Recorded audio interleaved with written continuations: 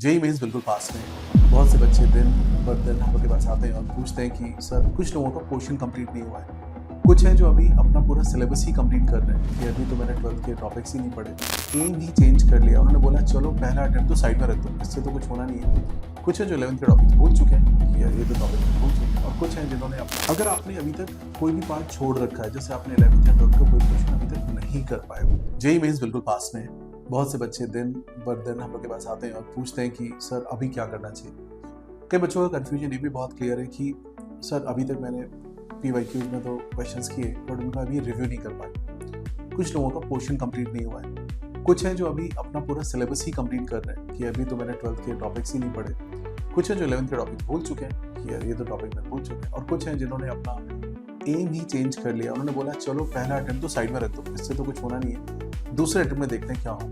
तो ऐसे कई सारे केसेस हम लोग के पास आते रहते हैं। तो मैंने सोचा कि एक बार इस विषय पे चर्चा की जाए, आप सबसे डिस्कशन की जाए और इसका एक सिनॉप्सिस दिया जाए कि जिससे आपको बहुत बेनिफिशियल तरीके से कम टाइम में अच्छा स्कोर करने की पॉसिबिलिटी बन के आ जाए। तो देखिए, अगर आपने अभी तक कोई भी पार्ट छोड़ रखा है, जैसे आपने 11th या 12th का कोई क्वेश्चन अभी तक नहीं कर पाए किसी भी वजह से, कैन बी एनीथिंग, टीचर ने नहीं कराया, कोचिंग आपने मिस कर दी, आपकी तबीयत खराब हो गई, कुछ भी रीजन रहा हो, तो आप एक काम करो सबसे पहले कि वो जो छोड़ा हुआ है आपने उसको थोड़ा साइड में रख दो फॉर द टाइम बी and see what all you have done. Let's say आपने 90% पोर्शन पढ़ रखा है, सो उस 90% पोर्शन में जाइए, उस पोर्शन के अंदर अपनी एफिशिएंसी को मैक्सिमाइज करिए 80-90%, और वहां पे अपना स्कोर मैक्सिमाइजेशन पहले इस अटेम्प्ट में कोशिश कर लो, right? That should be your first step. So rather than preparing new things now, I will suggest consolidation is the key at this moment. So consolidate as much as possible. जितना हो सके आप चीजों को इकट्ठा करिए, एकत्रित करिए जो आपने पहले पढ़ रखी है, right? So once you do that, you will feel more confident about the whole preparation. This is point number 1. Point number 2. PYQs हमने लगा लिया। अब यार PYQs तो सभी लगाते हैं, बट प्रॉब्लम PYQs लगाने के बाद करें क्या? तो क्या PYQ लगाना ही एंड सॉल्यूशन, एंड गोल है? नहीं। एंड गोल हमारा पीवाईक्यू सॉल्व करना नहीं है। एंड गोल है हमारा पीवाईक्यूज को समझना कि ये क्वेश्चंस कैसे आते हैं, और साथ में ये समझना कि अगर ये क्वेश्चन दोबारा से मेरे पास आ जाए तो एग्जाम में मेरे से गलत ना हो। तो उसके लिए 2-3 बातें आपको ध्यान में रखनी होंगी। पहली बात कि पीवाईक्यूज प्रीवियस ईयर्स क्वेश्चन जरूर है, बट ये मत समझना कि ये सेम क्वेश्चन एग्जाम में आने वाला है। Second point, at the same moment ये भी मत सोचना कि पीवाईक्यूज ये आ चुके तो दोबारा नहीं आएंगे। दोनों कॉन्ट्राडिक्टरी स्टेटमेंट मैं फिर से बोलूंगा। ये मत सोचना कि सेम क्वेश्चन आएगा, बट ये भी मत सोचना कि क्वेश्चन नहीं आ सकता। यानी उससे रिलेटेड कॉन्सेप्ट्स हमेशा आ सकते हैं एग्जाम में, और देखा जाता है कि अगर आप 25 से 30 पीवाईक्यू सॉल्व करके जाते हैं तो जनरली आपके 10 से 15% चांस बेटर बन जाते हैं एग्जाम में स्कोर करने के। सो अगर इतना फंडामेंटल आपको क्लियर है, then things will become much more easier for you. बहुत आसान हो जाती चीजें। तो पीवाईक्यूज करिए।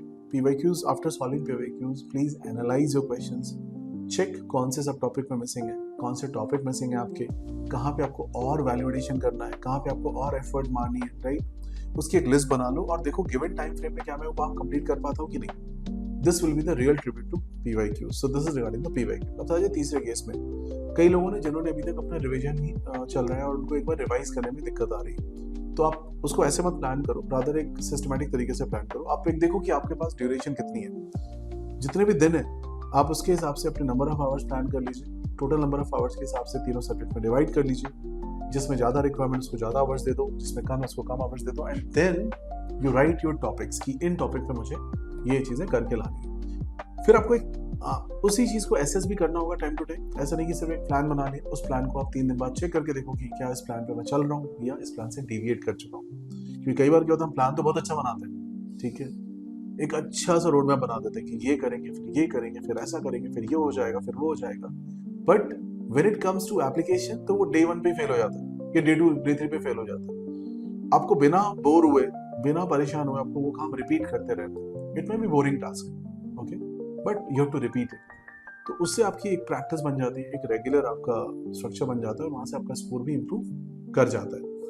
एक और इम्पॉर्टेंट बात है कि एग्जाम के ड्यूरेशन में आप अपनी ओवरऑल एनर्जी को कैसे मेंटेन रखेंगे। तो उसके लिए मैं पहले बोल चुका हूँ कि आपको पहले तो जो रिवीजन आप कर रहे हो उसको कर लो।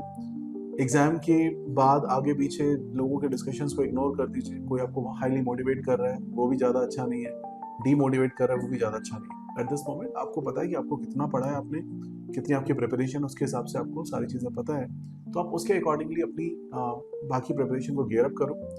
ड्यूरिंग एग्जाम मेनली एडवांस के लिए बोलता हूँ, जहाँ पे गैप होता है दोनों एग्जाम्स के बीच में, आप दूसरों की बात मत सुने, क्योंकि बहुत से बच्चे तो वहीं पे आईआईटी में रैंक 1 ले आते हैं, ठीक है, दोनों ब्रेक के बीच में, बट जब एक्चुअल नंबर्स आते हैं तो फिर उनका एक नंबर भी नहीं हो रहा होता, ऐसे भी केसेस होते हैं। तो आप प्लीज़ उनको इग्नोर करो पूरी तरह से और अपनी प्रिपरेशन को दूसरे तरीके से लेके चलो, जहाँ पे आपको सारे फंडामेंटल्स क्लियर हो, कॉन्सेप्ट्स क्लियर हो, राइट। सो दूसरे की बात इस तरीके की नहीं सुननी है, मोटिवेट हो सकते हैं तो हो जाइए, बट डीमोटिवेट बिल्कुल नहीं होना है।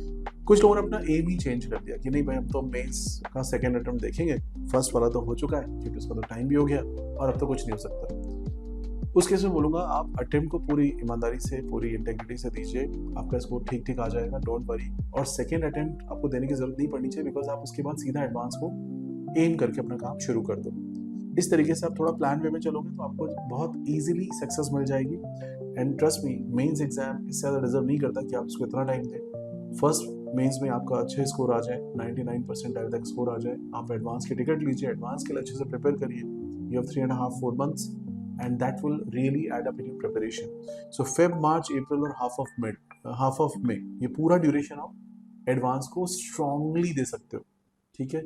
तो वो गलती मत करना कि हम मेंस में दोनों बार एनर्जी लगा दें, रादर हम एडवांस के लिए फोकस कर जाएं पोस्ट फर्स्ट मेंस, ठीक। So these are few pointers from my end. I hope you understood the whole thing. Keep watching, liking, subscribing, sharing these videos with your friends. Thank you.